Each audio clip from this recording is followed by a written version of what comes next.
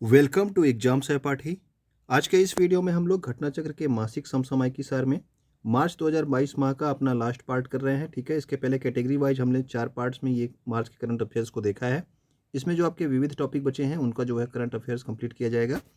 तो अगर आप यहाँ पे पहली बार आए हैं तो यूट्यूब पे हमें सब्सक्राइब कर सकते हैं। इसके अलावा टेलीग्राम, इंस्टाग्राम और फेसबुक पे हमें फॉलो कर सकते हैं। तो आइए इसको स्टार्ट करते हैं। पहला है हमारा सतत विकास सूचकांक यानी कि सस्टेनेबल डेवलपमेंट इंडेक्स में, जो आपके 2021 के लिए जारी किया गया है अभी मार्च में। इसमें भारत को 120वें स्थान पर रखा गया है। जबकि इस सूची में पहले नंबर पे कौन है, तो पहले नंबर पे आपका फिनलैंड है। विश्व खुशहाली सूचकांक में भी फिनलैंड आपका पहले नंबर पे था और भारत की रैंक कितनी थी, 136। जबकि आपके सतत विकास सूचकांक में भारत की रैंक 120 है। मध्य प्रदेश के उज्जैन में 11.71 लाख मिट्टी के दिए जलाकर गिनीज रिकॉर्ड जो है बनाया गया है। ठीक है, तो अब तक जो है अयोध्या के नाम पे था ये गिनीज वर्ल्ड रिकॉर्ड सबसे ज़्यादा दिए जलाने का, लेकिन अब किसके नाम पे है, मध्य प्रदेश के उज्जैन में जलाया गया आपका 11.71 लाख दिए। इससे गिनीज रिकॉर्ड बना है। और ये कब जो है किया गया, तो महाशिवरात्रि के अवसर पर शिव ज्योति अर्पणम महोत्सव आयोजित किया गया था। इसी हिस्से के रूप में जो है ये दिए जलाए गए थे।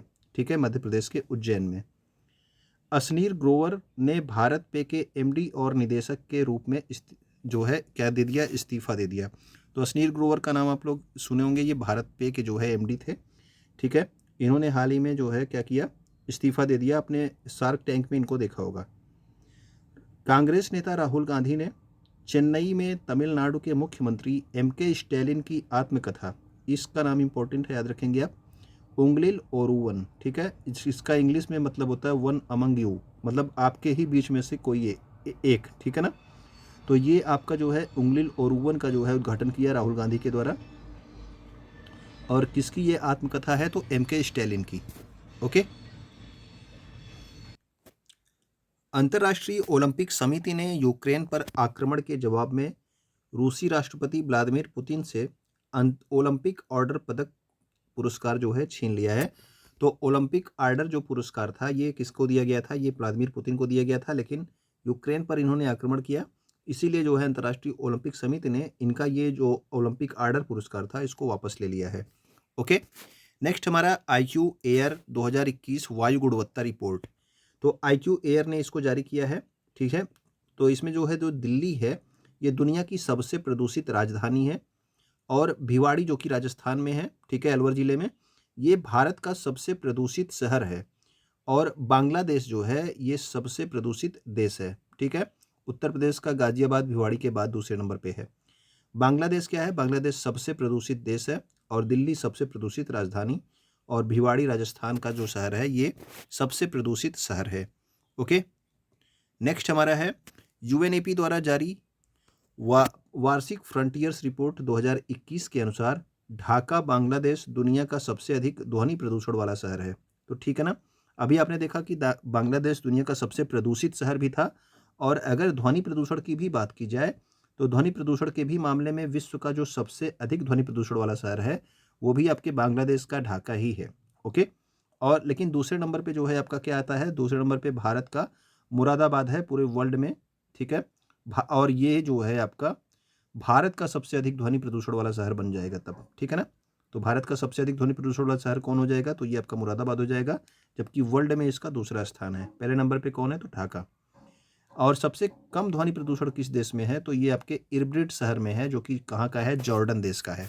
ठीक है। नेक्स्ट हम देखते हैं हम लोग DRDO और IIT दिल्ली, इन दोनों संस्थाओं का नाम याद रखेंगे किसके लिए, क्वांटम की डिस्ट्रीब्यूशन लिंक के लिए। आपसे यही पूछा जा सकता है कि क्वांटम की डिस्ट्रीब्यूशन लिंक में जो है किन किन संस्थाओं के सहयोग से इसको स्टार्ट किया गया है, तो IIT दिल्ली और DRDO।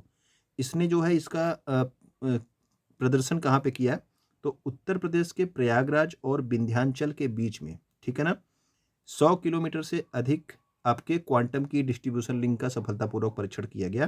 तो उत्तर प्रदेश के प्रयागराज और विंध्याचल के बीच में क्वांटम की डिस्ट्रीब्यूशन लिंक का जो है सफलतापूर्वक परीक्षण किया गया, किसके किसके द्वारा, तो DRDO और IIT दिल्ली के द्वारा। ठीक है, और क्वांटम की वितरण लिंक यानी कि क्वांटम की डिस्ट्रीब्यूशन लिंक क्या है, तो ये एक सुरक्षा संचार तकनीक विधि है। ठीक है। नेक्स्ट हमारा है भारत अमेरिका सैन्य सहयोग समूह की बैठक का 19वां संस्करण आगरा उत्तर प्रदेश में आयोजित किया गया। तो भारत अमेरिका की जो आपकी सैन्य सहयोग समूह की बैठक है, ये कहाँ पे आयोजित की गई? तो ये आयोजित की गई आगरा उत्तर प्रदेश में। ओके।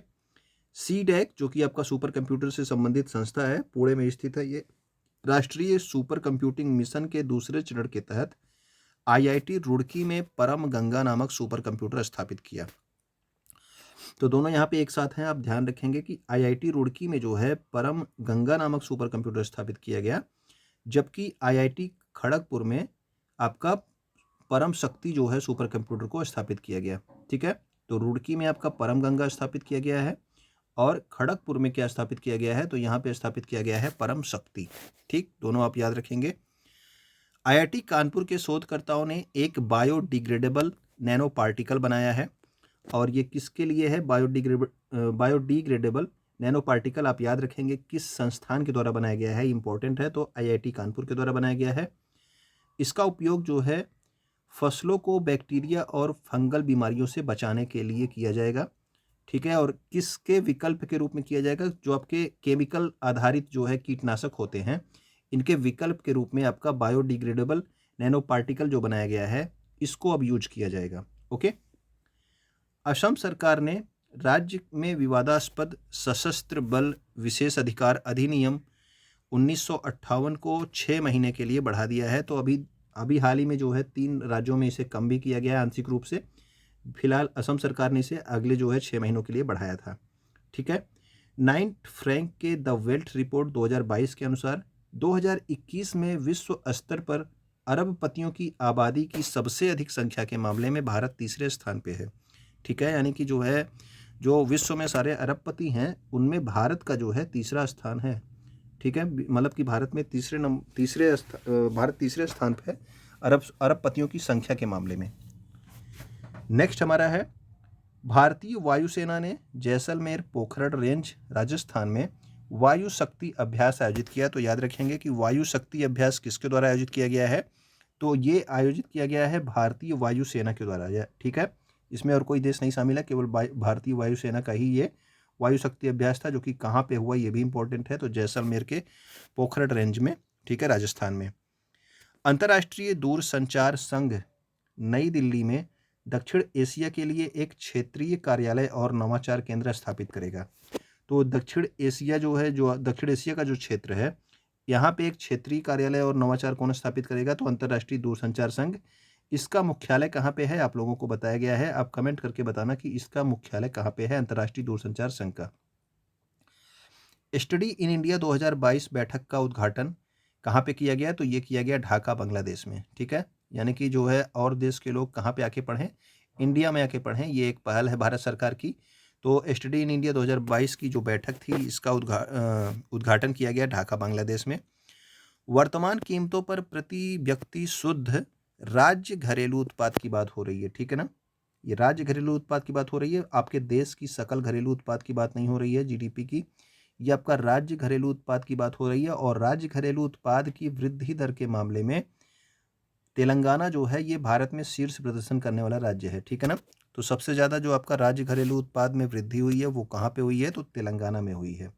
ये भी आप पॉइंट याद रखेंगे। देश की जो है आपकी इम्पोर्टेंट ये जो है घटना है।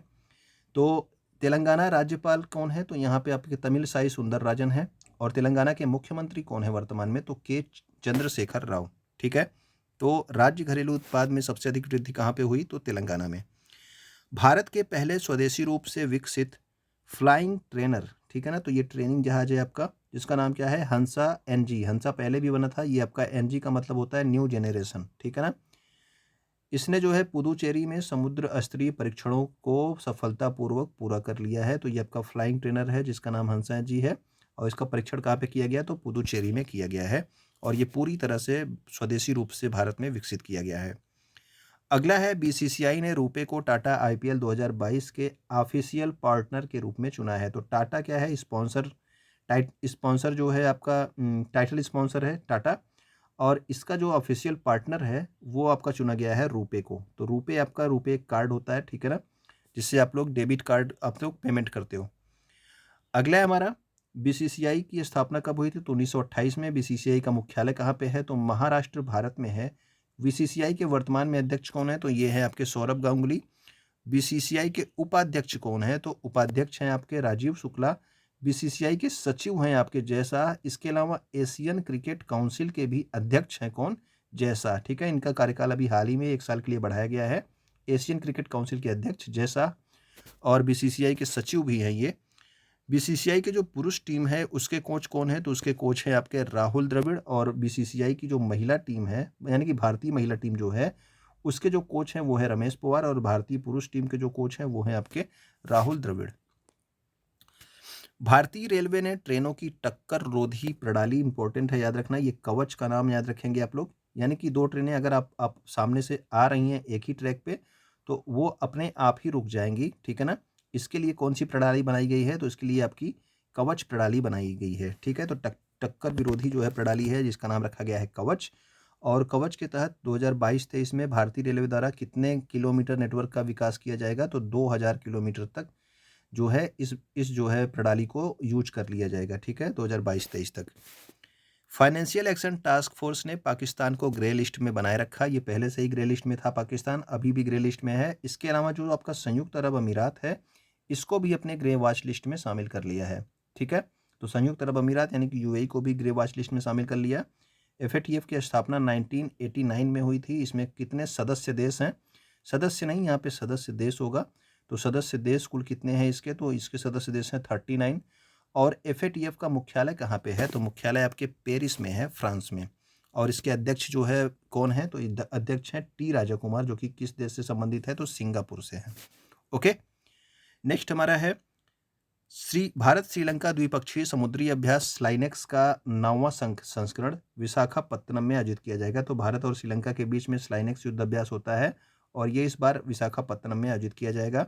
और भारतीय सेना का प्रतिनिधित्व इस जो है युद्धाभ्यास में कौन कर रहा है? तो आईएनएस किर्च। ठीक है ना, तो आईएनएस किर्च जो है स्लाइनेक्स युद्धाभ्यास में भाग ले रहा है। भारत के तेज गेंदबाज एस श्रीसंत ने घरेलू क्रिकेट के सभी प्रारूपों से संन्यास की घोषणा की है। तो एस श्रीसंत जो है आपके फंस गए थे आपके खेलों से संबंधित, जो आपका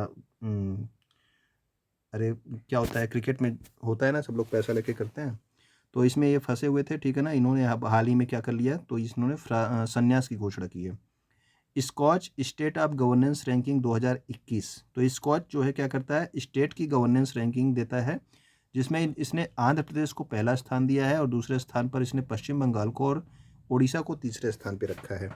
ठीक है, तो Skoch state of governance ranking में पहले स्थान पे कौन है? तो वो है आपका आंध्र प्रदेश। वीडेम एक संस्था है जिसने जो आपकी डेमोक्रेसी रिपोर्ट 2022 जारी की थी, वीडेम संस्था ने, और इसमें भारत को इसने किस स्थान पे रखा था? तो 93वें स्थान पे रखा था। ठीक है, नेक्स्ट हमारा है जीआई टैग प्राप्त क्यूआर कोड सहित हाथ से बुने हुए कश्मीरी कालीनों की पहली खेप नई दिल्ली से जर्मनी को निर्यात किया गया। तो आपका भेजा गया पहली बार कहाँ पे भेजा गया? हाथ से बुने हुए जो कश्मीरी कालीन है, इनकी पहली खेप को दिल्ली से जर्मनी के लिए भेजा गया। ओके, तो जीआई टैग इसको मिला हुआ है और इसमें क्यूआर कोड भी है ताकि इसके जो है कोई नकल ना कर सके। ठीक है, अगला है हमारा मिशन इंद्रधनुष के तहत 90.5% कवरेज के साथ ओडिशा भारत में पूर्ण टीकाकरण की सूची में शीर्ष राज्य बन गया है। ठीक है, तो मिशन इंद्रधनुष जो है किसके लिए स्टार्ट किया गया था? तो ये स्टार्ट किया गया था आपके टीकाकरण के लिए। ठीक है, और 90% 5 कवरेज के साथ ओडिशा जो है, ओडिशा राज्य, ये भारत में पूर्ण टीकाकरण की सूची में शीर्ष राज्य बन गया है मार्च 2022 में।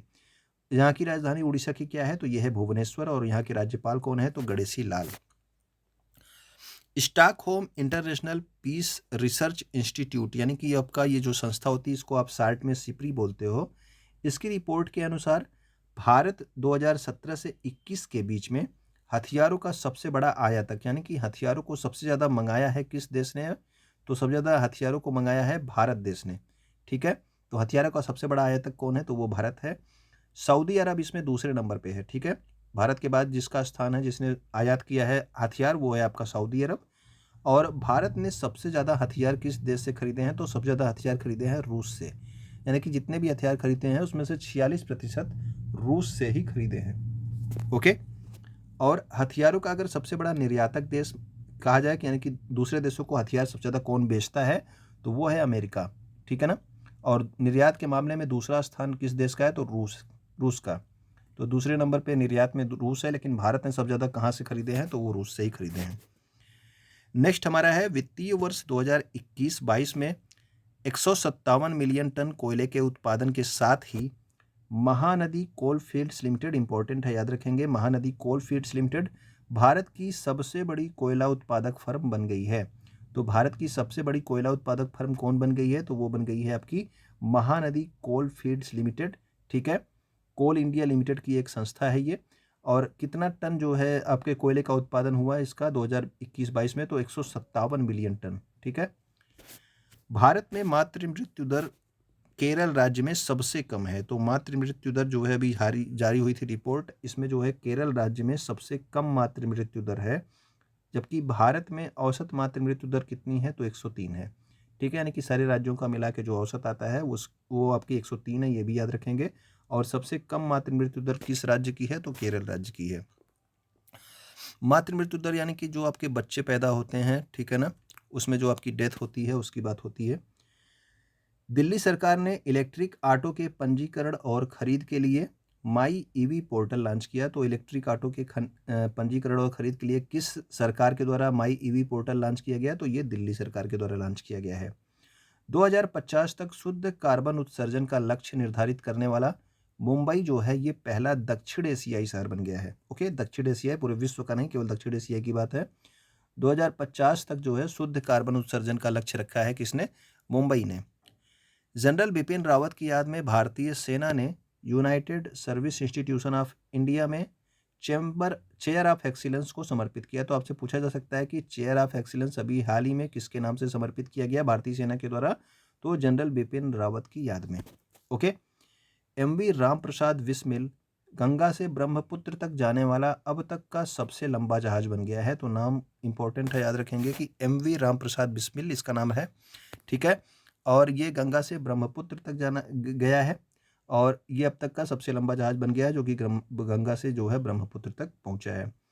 फाइड शतरंज ओलंपियाड 2022 का आयोजन कहाँ पे किया जाएगा? चेन्नई में।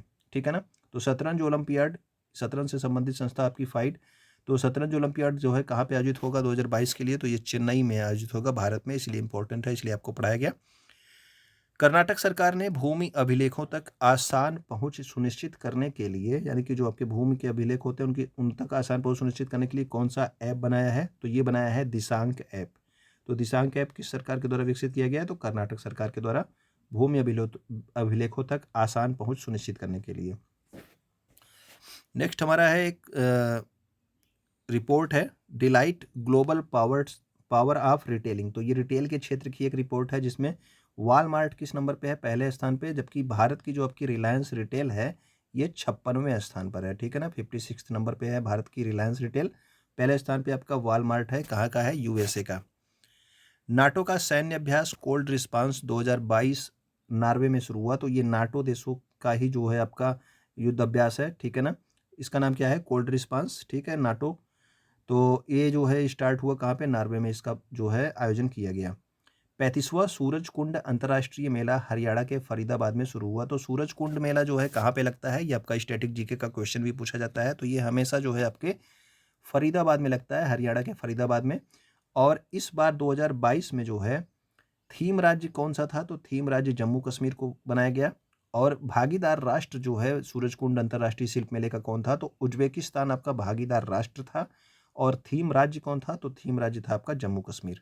ओके, नेक्स्ट हमारा है संयुक्त राष्ट्र वर्ल्ड हैप्पीनेस रिपोर्ट 2022 में भारत 136वें स्थान पे है। ठीक है, ये आपको स्टार्टिंग में बताया गया, आपको क्लियर होगा। विश्व खुशहाली सूचकांक की बात हो रही है। ठीक है, और इसमें फिनलैंड जो है पहले स्थान पे है। अगला है हमारा पश्चिम बंगाल ने डोल उत्सव या डोल जात्रा, जो कि रंगों का त्यौहार होता है, इसको मनाया, जो कि बसंत मौसम के शुरुआत का प्रतीक है डोल जात्रा। और यह त्यौहार भगवान कृष्ण और राधा को समर्पित है। तो इंपॉर्टेंट इसमें क्या है? इंपॉर्टेंट है आपका डोल उत्सव या फिर डोल यात्रा किस राज्य में मनाया जाता है? तो ये पश्चिम बंगाल में मनाया जाता है। भारतीय अर्थशास्त्री जयति घोष संयुक्त राष्ट्र के सलाहकार बोर्ड में शामिल की गई। तो संयुक्त राष्ट्र के सलाहकार बोर्ड में कौन शामिल की गई हैं? तो ये भारत के अर्थशास्त्री हैं। नाम क्या है इनका? जयति घोष। नेक्स्ट हमारा है अपतटीय गश्ती जहाज़ों की श्रृंखला में पाँचवां, ठीक है, ये अपतटीय गश्ती जहाज़ जो है ये आपके दिए जा रहे हैं कोस्ट गार्ड को, जिसमें से आपका पाँचवा है आईसीजीएस सक्षम। इसको हाल ही में क्या किया गया, कमीशन किया गया, ठीक है। तो आईसीजीएस सक्षम जो है ये आपका पाँचवा अपतटीय गश्ती जहाज़ है जिसको हाल ही में कमीशन किया गया। ओके, आईसीजीएस सक्षम। नौवां भारत सेशेल्स संयुक्त सैन्य अभ्यास लेमितिए 2022 जो है कहाँ पे हो रहा है, सेशेल्स में। तो याद रखना कि लेमितिए 2022 किस किस देशों के बीच का युद्ध अभ्यास है, तो ये है आपका भारत और सेशेल्स के बीच में, लेमितिए 2022 यानी कि 2022। भारतीय सेना और उज्बेकिस्तान के बीच में कौन सा युद्ध अभ्यास होता है, तो ये होता है डस्टलिक युद्ध अभ्यास, ठीक है। पिछली बार ये भारत में हुआ था, लेकिन इस बार ये इसका जो है आयोजन कहाँ पे किया जा रहा है, यांगी यारिक उज्बेकिस्तान में, ठीक है। तो पिछली बार उत्तराखंड में हुआ था, लेकिन इस बार कहाँ पे हो रहा है, उज्बेकिस्तान में। डस्टलिक भारत और उज्बेकिस्तान, लेमितिए भारत और सेशेल्स।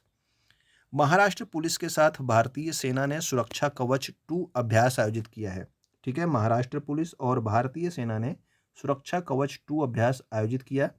और अगला है हमारा 53.2 डिग्री सेल्सियस तापमान के साथ कुवैत, ठीक है, ये धरती का सबसे गर्म स्थान बन गया है। तो कुवैत में जो है अभी हाल ही में 53.2 डिग्री सेल्सियस का तापमान मापा गया, और इसी के साथ कुवैत धरती का सबसे गर्म स्थान बन गया मार्च 2022 में 53.2 डिग्री सेंटीग्रेड के साथ में।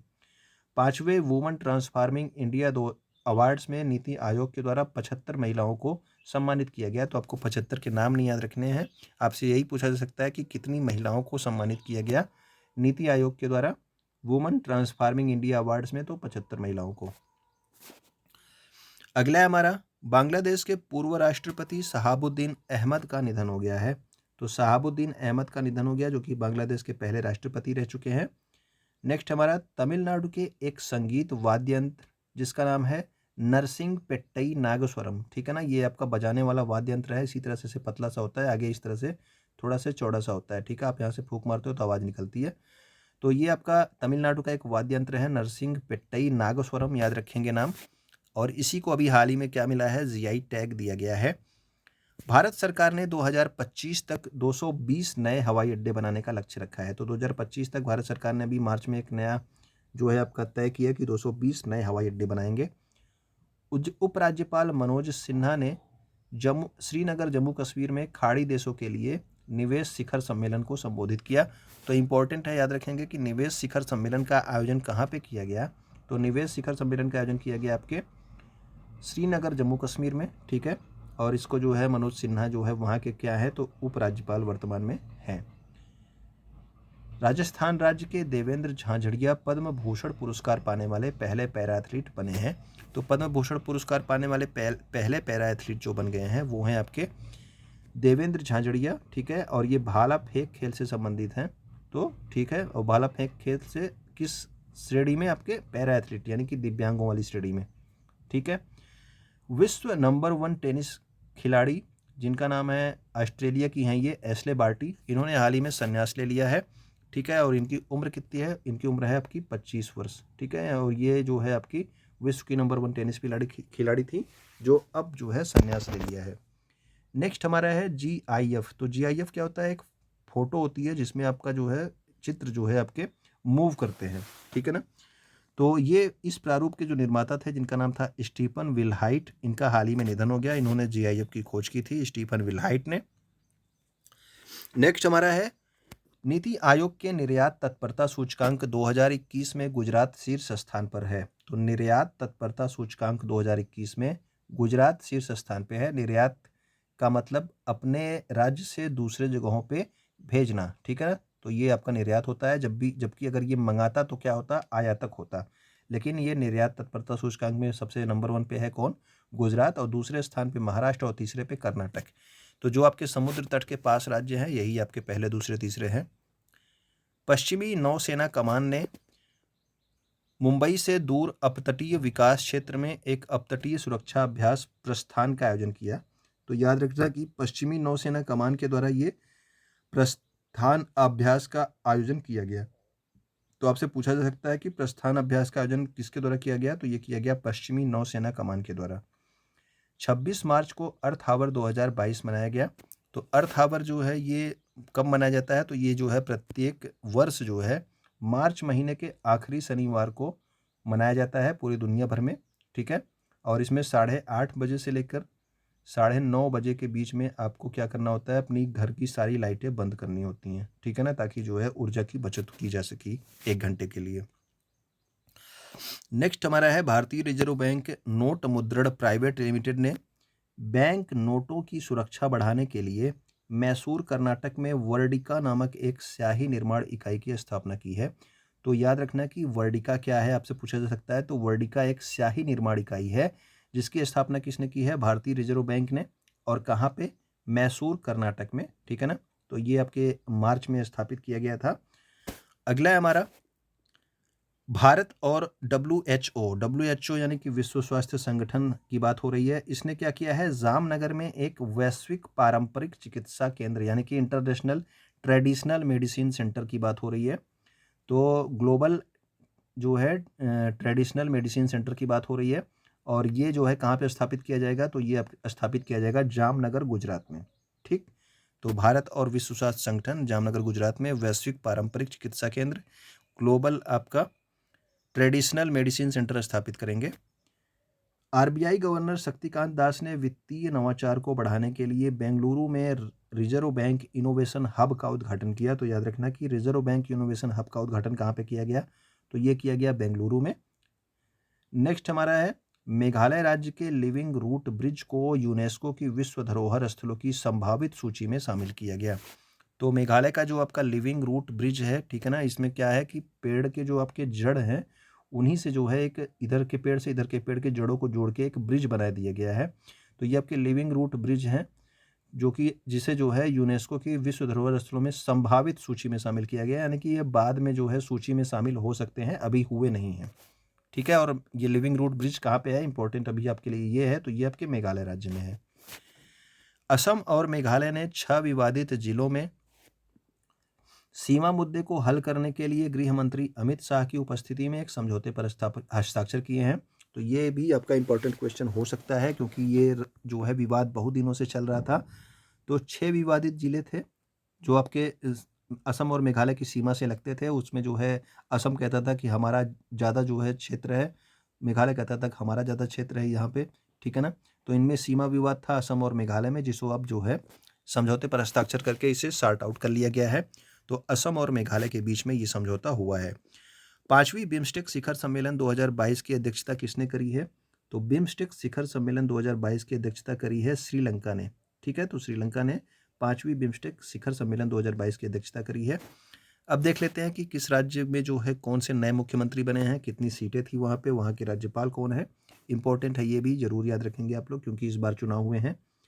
उत्तराखंड में कुल 70 विधानसभा सीटों पर चुनाव हुए हैं, जिसमें मुख्यमंत्री कौन बनाए गए हैं अभी, तो मुख्यमंत्री बनाए गए आपके पुष्कर सिंह धामी। और राज्यपाल कौन वहाँ के हैं, तो उत्तराखंड के वर्तमान में जो राज्यपाल हैं उनका नाम है जनरल गुरमीत सिंह।